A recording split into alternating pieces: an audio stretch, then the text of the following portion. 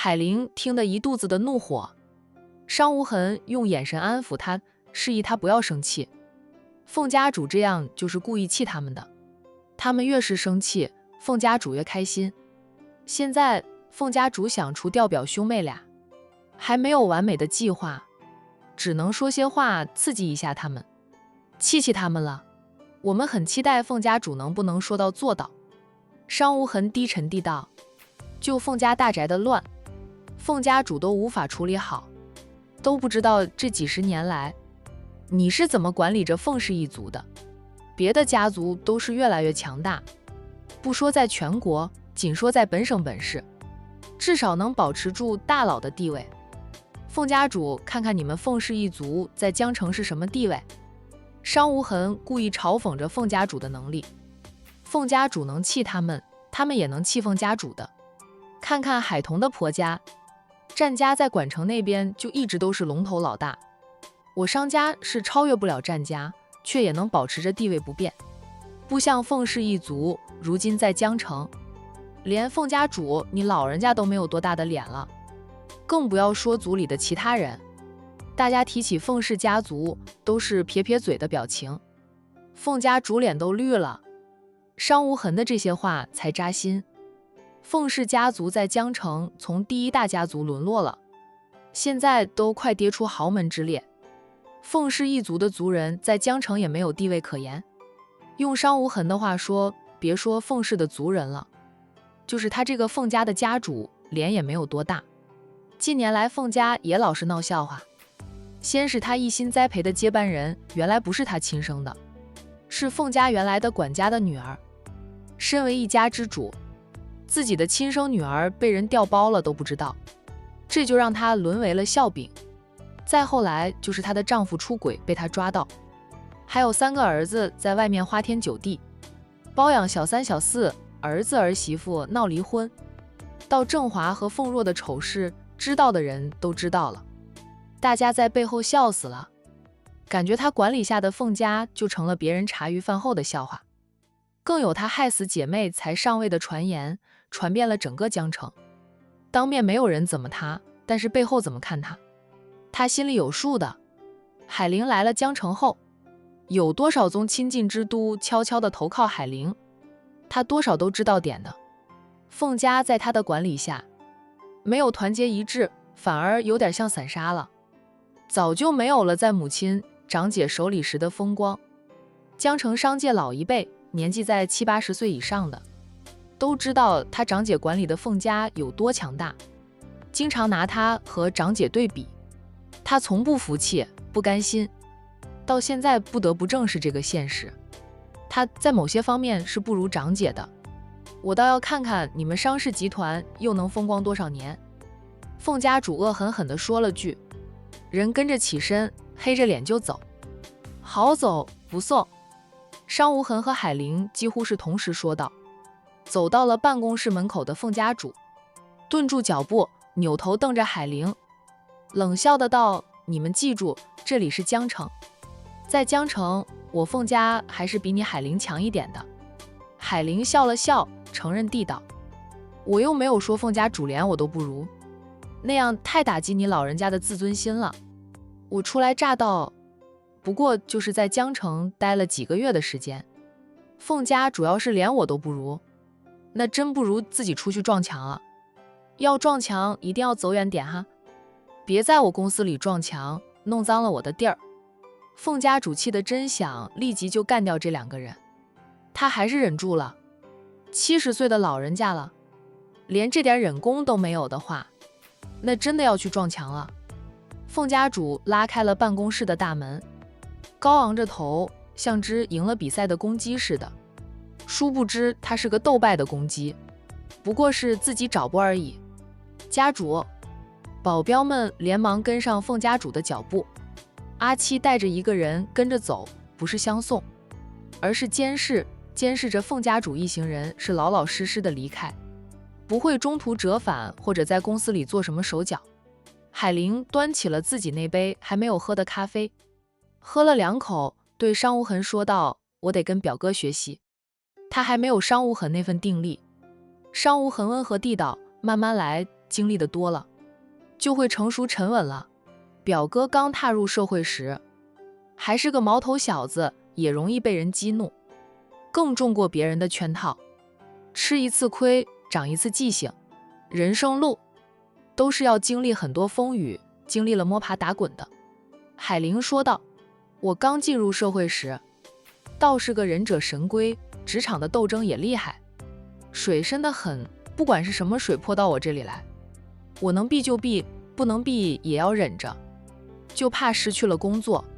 那时候我们手里的钱都花得七七八八了，还要供彤彤读书，我若是没有收入来源，姐妹俩的生活都成问题，哪敢像别人那样不想干就不干了。我是再苦再累也得干下去，积累了经验后就换一家公司，慢慢爬上去，收入高了，生活就轻松很多了。商无痕都佩服海玲，姐妹俩在难时，她都不放弃对妹妹的栽培。海童琴棋诗画都会，还学了拳脚功夫，编织小玩意儿，这些本事都离不开姐姐的支持。没有海玲，就不会有今天的海童，所以姐妹俩感情好得让人羡慕。海童成年后也极力的回报姐姐，他会闪婚，都是为了保全海玲的婚姻，不想让海玲难做人的。海玲，都过去了，以后你和彤彤的日子会越来越好的。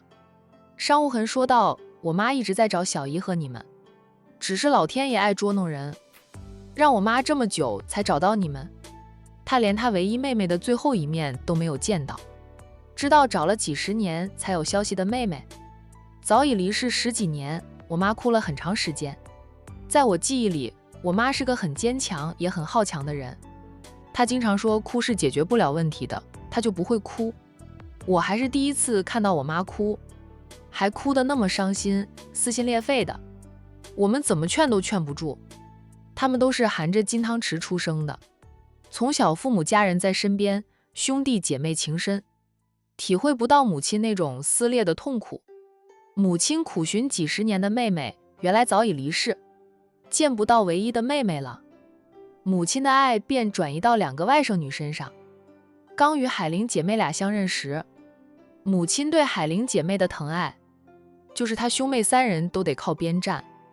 海玲恩着，我相信我和彤彤的生活会越来越好的。不说自己，就是海童嫁给了战印，小日子就很好。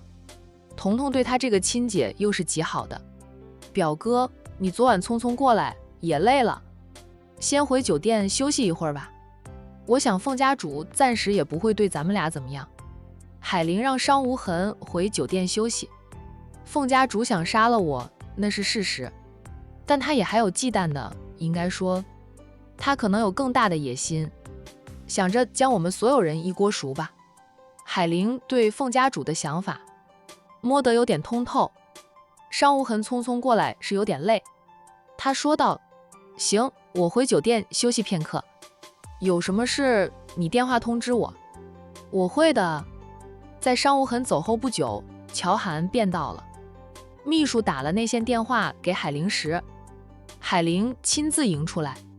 不过他刚拉开办公室的门，乔涵那帅气的身影已经出现在他的面前。乔涵，海玲微笑。乔涵还是一身男儿打扮，帅气逼人，怪不得那些爱慕过他的女人，就算知道了乔涵其实是个女人，对他的爱慕都很难放下来。主要是这个人真的太帅，办了20几年的男人，真假难辨。玲姐，乔涵温沉的回应，在海玲的招呼下，大步流星地走进了海玲的办公室。海玲的秘书看着乔涵的身影消失在眼前，已婚的他都忍不住低喃，乔总太帅了，那冷冰冰的气质，俊美非凡，简直就是帅哥中的帅哥。可惜乔总是个女人，就算乔总是男人，也轮不到他，他发什么花痴呀？秘书敛回了视线，自嘲的笑笑。乔涵就是过来关心关心海玲的，看看有什么需要帮助的。医院，凤晴用过早餐后，再次陷入昏睡中。她是会清醒，但还是喜欢睡。严重怀疑老母亲给他吃的是大量安眠药。家主说凤晴在昏睡吧，方瑶说话的声音他又能听见。方瑶恭敬的叫喊声就将凤晴从睡神那里拉了回来。他睁开眼睛，迷迷糊糊的看到了熟悉的那张面孔。凤家主站在女儿的病床上，神色阴沉，冷冷地看着睁开眼睛表情却迷糊的凤晴。方瑶防备地站在病床的另一边。妈！凤晴眨眨眼后叫了一声。凤家主扬手就要给凤晴一巴掌，一只有力的大手攫住了凤家主的手腕。是方瑶，他攫住了凤家主的手腕。家主！方瑶表情严肃，沉声说道：“小姐是家主亲生的女儿。”凤家主冷冷的命令方瑶放开，别忘了，我现在还是这个家族的一家之主，你得听我的。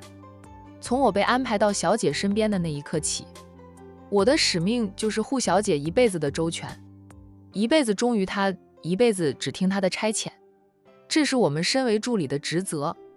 我们也只有一个主人，我的主人是凤晴小姐，不是家主。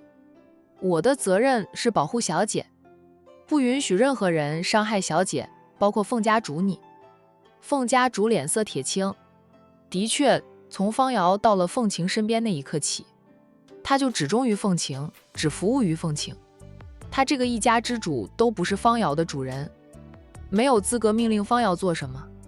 当着方瑶的命动凤晴，方瑶自己要阻拦。凤晴轻轻地对方瑶说道：“方瑶，你放开我妈吧，她生气，想拿我发泄一下也是应当的。谁叫我是她生的呢？因为她让方瑶给海玲通风报信了，所以母亲的阴谋计划失败。若没有她的通风报信，可能母亲出其不意的，还真有可能阴谋得逞，伤害了海玲。但她无法眼睁睁地看着母亲一错再错。她两个姨都是死于母亲之手，还有姨父跟他的家人们。母亲为了坐上家主之位，伤害了多少人？若是再让母亲杀害了海玲，母亲就真的是万劫不复了。哦，现在凤家主也是万劫不复。方瑶默默地松开了攫住凤家主手腕的手。凤家主获得自由后，当着方瑶的面，狠狠地给了凤晴一巴掌，啪一声响。方瑶那个心疼呀，凤晴的脸都被打得偏到一边去，被打的那边脸很快变红红肿肿的，嘴角都有血了，可见凤家主这一巴掌打得有多大力。凤晴保持着偏着头好一会儿，才抬手摸了摸被打的脸，然后偏过脸来睁着眼看母亲。凤家主冷冷地道：“如果你不是我亲生的，你早已看不到今天的太阳。是他亲生的，哪怕背叛了他，他也无法对凤晴痛下杀手。谁叫他只有一个女儿呢？他要做的事其实都是为了女儿呀。”凤晴沉默良久后说道：“如果我不是你亲生的，我也不用承受这些煎熬。你以为我很喜欢当你的女儿？投胎不是我能选择的，他倒宁愿自己是凤若，不是凤家主亲生的。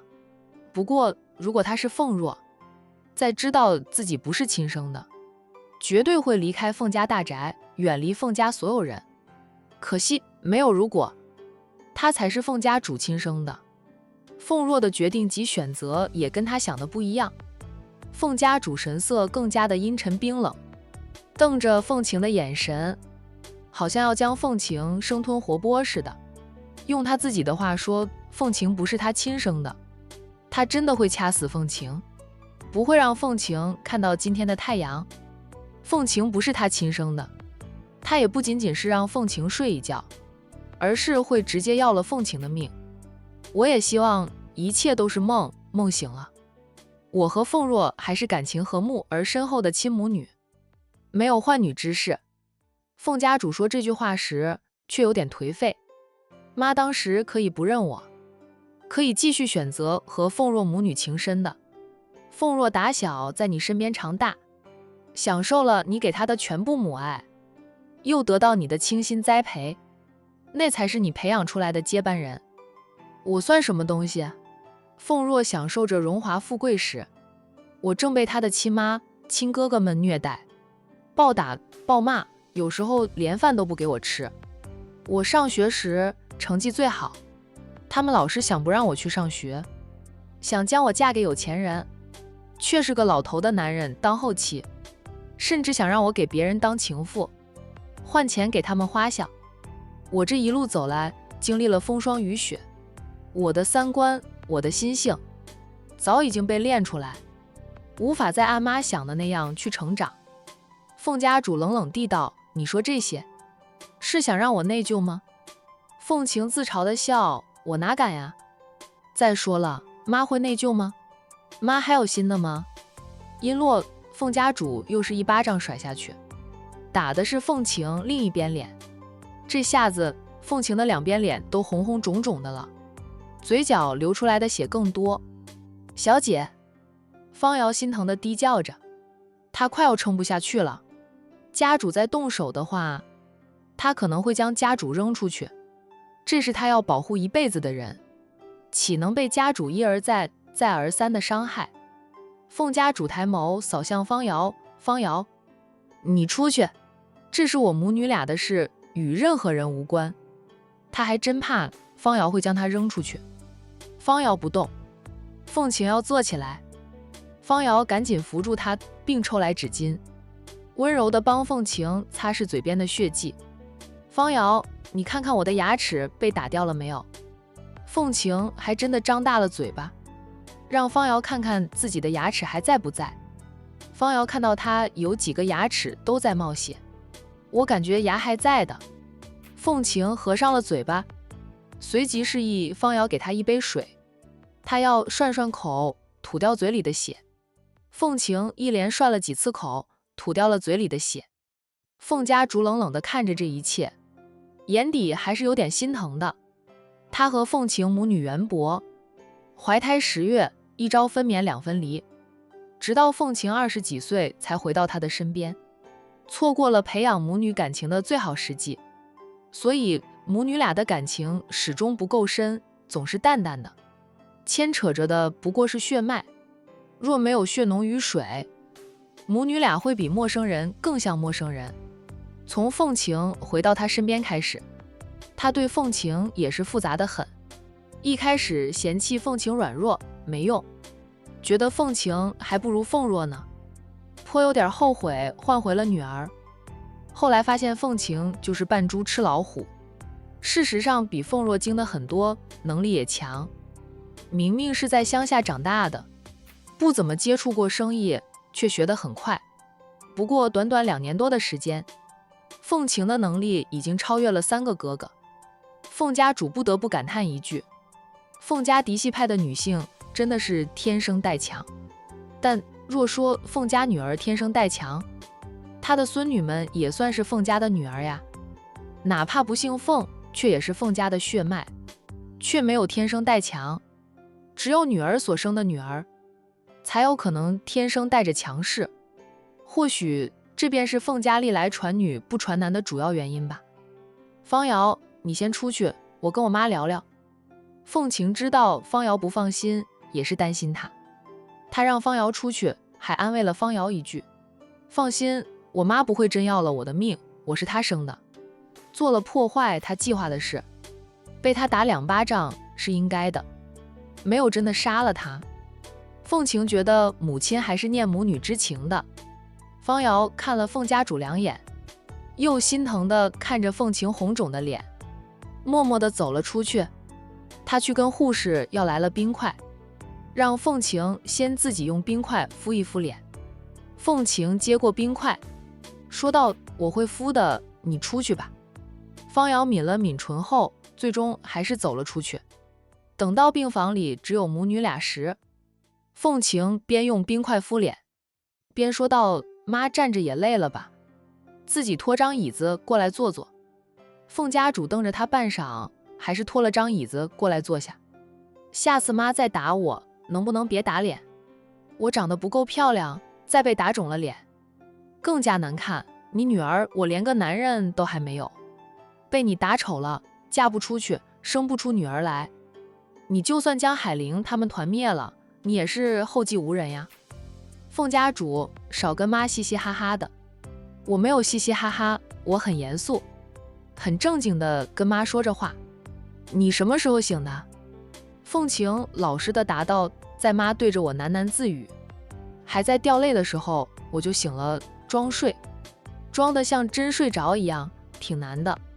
瞪着凤晴好一会儿，凤家主气恨的道，妈那样做都是为了你好，哪怕要赔上妈的性命，但能保证让家主之位落在你身上。你大姨的后代永远都不能和你争。凤晴沉默片刻后，凝视着母亲，很认真的道，妈，你不觉得你错了吗？你一错再错，大错特错。我喜欢海玲这个晚辈，也欣赏她，我的良知也让我无法看着她被妈害了。我若能救她，自然是要救的。妈，你和我大姨小姨都是亲姐妹，你还是我大姨带大的，本是同根生，相煎何太急，你非要赶尽杀绝。不要说为了我好，妈问过我的意思吗？我需要妈为我做那些事情吗？妈知道我想不想坐上家主之位，不是所有人都像妈一样看重权势的。凤晴叹口气，如果可以，我真的不想待在凤家，不想接受一切。凤家的规矩也让我难以适应。为什么要有这样的规矩？能者贤者上位不好吗？非要讲究什么嫡系一脉的女儿，有个家主生的女儿多了，就容易造成他母亲当年那样的局势。凤家主冷冷地道，有本事的你自己操刀，把那些你看不惯的规矩都砍了呗，就像望城的蓝氏家族那样，现任家主上位后，不就是砍了很多家规吗？凤晴说道，我倒是想，但凤家家主之位不应由我继承。妈，你的家主之位就是来的名不正言不顺的。我就问妈一句，我大姨和小姨真的是被妈害死的吗？她心里早有答案，还是忍不住抱着侥幸的心理，希望能从母亲嘴里听到否定的答案，听到另一种真相。妈，若不是你干的，我就是拼了这条命也要帮你洗刷冤屈。凤晴很认真的道。凤家主与他对视片刻后，却别开了视线。妈就你一个女儿，可不想你拼了这条命，是有又如何，不是又如何，重要吗？凤家主的话等于给了凤晴答案，他心里的那点侥幸破灭。他两个姨真的是被母亲所害。凤晴，重要的是现在坐在家主位置上的人是我，是你的亲妈。凤家主严肃地道，我的家主之位就算来的名不正言不顺，但你接班后却是名正言顺的。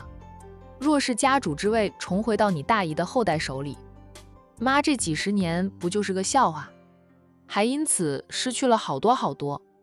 凤家主伸手摸了摸女儿红肿的脸，叹了口气，阿晴，妈做的这些真的是为了你好，妈希望凤家的一切都留给你。凤晴与母亲对视着，她相信母亲说想将凤家的一切留给她，但是凤家的一切不属于母亲个人的，母亲是想将凤氏家族的一切变成个人的。她回到母亲身边，发现族里的人对母亲非常不满，就是因为母亲逐渐像望城兰家那样，一点点的想取消家规，然后将凤氏家族的一切变成他们一家人的，不再与族里的人有关。其他族人的利益被侵犯了，他们哪能服母亲？有些奋起反抗的都被他母亲慢慢的压下去，逼的那些人要么远走高飞，要么犯了罪被抓，要么就是死。这些都是母亲的杰作。站在一个管理者的位置上，凤晴并不反对母亲将权势与利益集中在一起，换成是她可能也会那样做。不过对于族人，有能力的还是要栽培的，不能说赶尽杀绝。凤晴也想过，真让她接管凤家，她也会一点点的修改家规，但不会杀人放火，树大分支。凤家的家规已经不适应现在这个社会了，有些族人没有什么本事，靠着拍马屁就能捞到好处，什么事也不干，就知道在族里其他人面前炫武扬威，打压异己。这种现象普遍存在，母亲也不管，反而利用那些小人去打压，伤害族中那些有能力的青年才俊，逼得他们为求自保，不得不远走他乡，另谋出路。如今族里能用的年轻人真没有几个，大部分人都是靠着每个月从族里基金领到一笔生活费混日子。那笔生活费不算很多，但也不算少，按照家庭人口分配的，成年的就只有生活费，按照江城最基本的生活费配置，未成年的要算上他们的学习费用，每个月分配到的生活费就会比成年人的多一点。老年人和成年人的一样，不过满65周岁的老人生病住院不需要自己出钱，家族基金会支付医药费用。在这种环境下，能有多少人有拼劲？不就是专门养懒人的吗？反正什么事儿也不干，也饿不死。家里人口多的，每个月领到的生活费都超越无数打工一族了，他们何必去累死累活？赚到的还没有家族里分发的生活费多。凤晴就觉得这一点不好，养懒人。他想，未成年人除非父母双亡，那样可以从族里的基金领取生活费、学习费用。父母齐全的，那就是父母的责任。年轻人不上班，那就饿着呗。应该取消给年轻人的生活费，没有依赖了，他们才会出去找工作，自力更生，才能矮子里挑高个子来培养一下。老年人的待遇可以不改，家族里很多人都没什么用的，就是依赖着我们挣钱养他们。这个家族，妈想改变它，让它变成仅仅是我们家的产业，但妈需要你来配合。阿晴，妈付出了很多，牺牲了很多，才换来的家主之位，努力经营了几十年，虽说妈本事有限，未能带领着家族重返巅峰，但好歹将权力与利益一点点集中化，族老们很难再撼动家主的权力。他们敢说话的，就让他们说不了话。坏事妈都做了，换来今天这样的局面。你让妈将这一切拱手还给你大姨的后代，那比杀了妈还让妈难受。几十年的努力及付出，却是为他人做嫁衣。阿晴，你服吗？你甘心吗？妈是不服，妈是不甘心的。只要他们都死了，那么妈做的一切就值了。你从妈手里接过去的，将是属于我们这个小家的产业，而不是整个凤氏家族的产业。阿晴，你明白吗？人不为己，天诛地灭。凤家主很努力地想说服女儿与自己一条心，一条线，那样才能保住自己经营了几十年的成果，不会重回到长姐那一脉的手里。他都扫清了那么多障碍，准备让自己的女儿享受这种成果，结果长姐的后代找上门来，想要回家主之位，想坐享其成。呵呵，做梦去吧。凤家主是宁愿跟外甥女他们同归于尽，也不愿意将到手的一切都还回去的。唯一让他头痛的就是这个亲生女儿了。早知道亲生女儿会跟他不是一条心的，年轻时他就多生2个女儿了，不用像现在这样很被动很无奈。哎，凤若是他的亲生女儿多好呀，那样母女俩绝对会是一条心。凤若真是他亲生女儿的话，凤若的能力肯定也不一样。凤家主认为被他倾心培养的凤若能力有限，是因为血缘的问题。凤若身上流的不是凤家的血缘，所以凤若能力不行。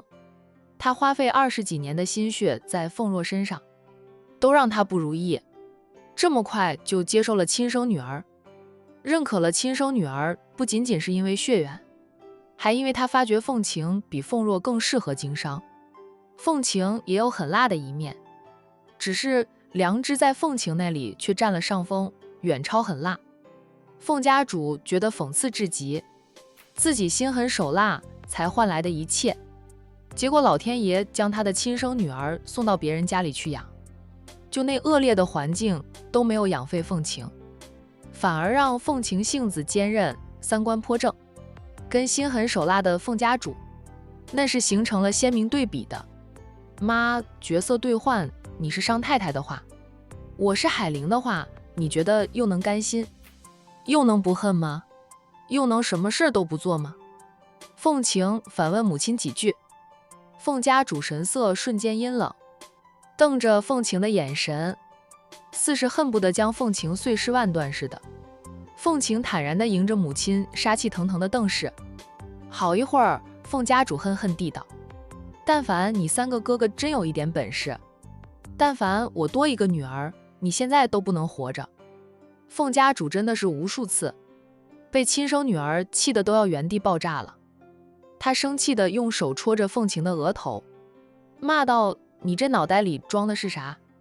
你咋就那么绝，那般认死理呢？你管前尘之事干嘛？现在管着凤家的是我，是你亲妈，不是你大姨。你大姨早就死了几十年，改朝换代了。你看看古代那么多帝皇，他们上位哪一个不是充满了血雨腥风的？像唐太宗李世民，他哥本来是太子，接班人他杀了他哥他弟，后来成了皇帝。若是他哥的儿女来找他索要皇位，他会还回去吗？不可能，绝对不可能的。凤晴不吭声，不管母亲怎么骂，他都不认同母亲的做法，主要是他想退出凤氏家主之争。他觉得凭他自己的本事也能打出一片江山，替自己撑起一片蓝天，那样还能光明正大，不会被别人在背后骂他如何如何。见凤晴不吭声，凤家主就知道自己说了那么多，等于是对牛弹琴，没用。他这个亲生女儿的三观已经养成，他无法再更改。深呼吸几口气，凤家主放弃了去说服女儿和他一条心。你不愿意去做那些事，妈去做。若是哪一天妈真的死了，你记住，妈是死在你手里，你害死你自己的亲妈。凤家主说完后起身转身便走。妈，凤晴叫住了母亲。凤家主蹲住脚步，但没有转过身来。他期待能听到女儿说愿意的话，谁知道他听到凤晴歉意的声音：妈，对不起。凤家主倏地转身，快步回到床前，两手就掐上了凤晴的脖子，力气很大。他眼里满是怒火，也有恨意。恨呀，恨他怀胎10月所生的女儿，宁愿他死都不跟他一条心。与其这样，还不如出生就掐死他。凤晴没有反抗，任凭母亲掐着他脖子。在他感觉到快要死的时候，脖子上的2只手松开了。凤家主眼睛都红了，死死地瞪着凤晴。半晌，他旋风般的转身，像阵风似的刮出了病房。在外面等着的方瑶总算看到家主出来了，他立即回到病房里，看到凤晴不停地咳着，他连忙上前轻拍着凤晴的后背。好一会儿，凤晴才缓和过来。方瑶看到了他脖子上的手指印。小姐，家主他嫌我跟他不是一条心，还要拖他后腿，给海玲通风报信的，想掐死我。方瑶，给我倒杯水来。方瑶去给他倒来了一杯水。凤晴接过那杯水，喝了个精光。小姐，方瑶担忧地看着他，知道他其实还是在乎母女之情的。怎么说都是亲生的母女俩，母女又没有隔夜仇。家主对小姐的态度刚开始是不太好，但后来还是挺好的了。说母女俩没有一点感情，那是假的，但说感情有多深，那也是假的。方瑶，等事情做了一个了断，咱们就离开江城好不好？远离是是非非，也不用跑太远，就是离开江城市中心地段都可以了。凤晴记起自己的公司还是在江城的，只不过不在江城市中心而已。他花了数年时间才经营起来的公司，暂时没有想法搬迁的。搬一次公司，在新的城市，新的环境，等于是重新开始，不利于公司的发展。方瑶深情地应着，只要小姐想离开，我随时都陪着小姐。我说了，我这辈子都是属于小姐你一个人的，不管是因公还是因私，她的身心都可以只属于小姐一个人。凤晴仰头看着他，从他眼神里看到了他对她的深情。凤晴忽然觉得这个男人其实也挺帅的，不及乔涵，也比不上战家男儿，但跟普通大众相比，他算是俊美的了，配他绰绰有余。方瑶，你是想娶我还是想嫁给我？凤晴忽然问道。他心里清楚，对方瑶已经不仅仅是少主与助理那么纯粹的感情了。从他想过生一个有方瑶聪明能干基因的女儿开始，他就喜欢方瑶了，对方瑶生出了男女之情。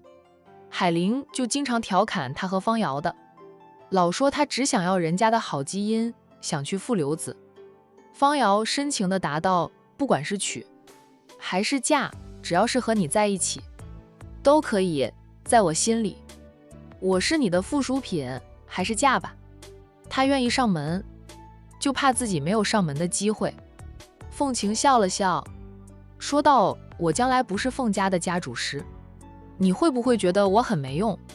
会不会怪自己命不好，跟了一个没用的主子？不会，小姐也不是没用，而是还有点良知。小姐的良知让你无法与家主一条心。凤晴那点笑容一点点的消失，她叹着气，我是无法共情我妈，可能真如她所说，我不在她身边长大，感情不深的缘故吧。我只知道不是你的不要去抢，是你的别人也抢不走。我只知道做人做事不能做得太绝，得讲点良心，免得晚上发噩梦了。他不敢说自己完全是个好人，但是他就无法与母亲一条心，不愿意双手沾满鲜血，背上几条人命。小姐，不管你做任何决定，我都坚定地站在你这一边。方瑶表明立场，他也只能站在凤晴这一边。就像杜先生那样，不能说杜先生很坏，但他是凤家主的助理，他接受的教育就是忠于家主一辈子，不管家主让他去做什么，他必须去做，想尽办法完成家主交给他的任务。同样的，方瑶也只能这样。方瑶还庆幸自己跟着的主子和家主不一样，他爱上了凤晴，凤晴对他也有感情，两情相悦的味道。他是比杜先生幸运的。方瑶，有你这句话我就放心了。凤晴示意方瑶低头，方瑶一言照做，他佝偻住他的脖子，然后在他的脸上亲了亲，最后来到他的唇边，堵住了他的嘴。方瑶本能地回搂抱住他，然后定稳他的头，不满足他的轻轻亲吻，加深了那个吻。热辣深情的一吻之后，凤晴都有点不好意思的，她一时情动，忍不住就想亲亲方瑶。她又是个行动派，想亲就亲了。我想再睡会儿。有点不好意思的凤晴假装自己又要昏昏欲睡了，躺好，闭上眼睛，借周公来逃避他主动亲吻方瑶的羞涩。